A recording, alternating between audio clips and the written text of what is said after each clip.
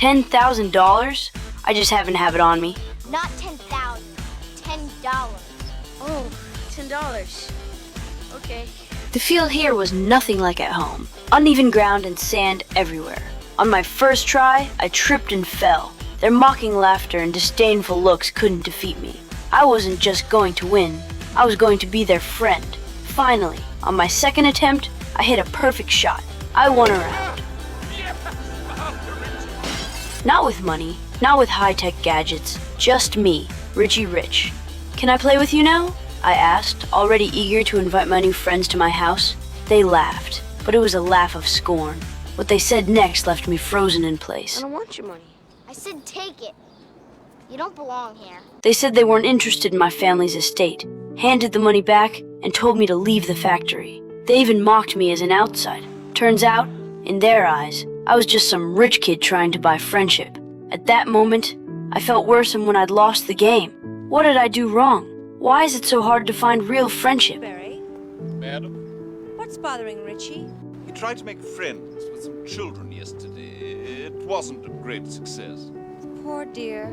I returned home, dejected, convinced I'd never make friends. But to my surprise, the butler had prepared something special. He brought them to my house. When I saw them standing before me, my heart skipped a beat, like someone had set off fireworks in my chest. This was my chance. Trying to sound as casual as I did during our bet, I invited everyone inside.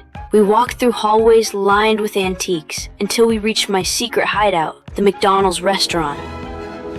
Their expressions were no longer mocking or disdainful, just pure curiosity. After lunch in my office, I took them to play with the catapult, ride the private roller coaster, and experience every entertainment the estate had to offer. Seeing them laugh so freely, I suddenly felt the whole mansion come alive with energy. Does this mean, do I finally have friends? In the afternoon, I reluctantly bid farewell to my friends, still basking in the excitement of the day, when a sudden phone call shattered peace. My parents' plane had crashed. I rushed to the computer and opened DadLink, desperately trying to locate a signal. But no matter how hard I tried, all attempts failed. As news outlets scrambled to report the latest updates, I clung to my belief. My parents must still be alive. Before I could uncover the truth behind their accident, Gloria called, demanding answers. My mom and everyone else got fired. It turned out that in my parents' absence, my uncle, the second largest shareholder, had taken over the company and immediately shut down the factories my father had invested in. As a merchant's son, I'd inherited my father's sharp instincts. Clearly, the plane crash was my uncle's doing. I couldn't let him destroy my father's life's work. First, I reassured Gloria.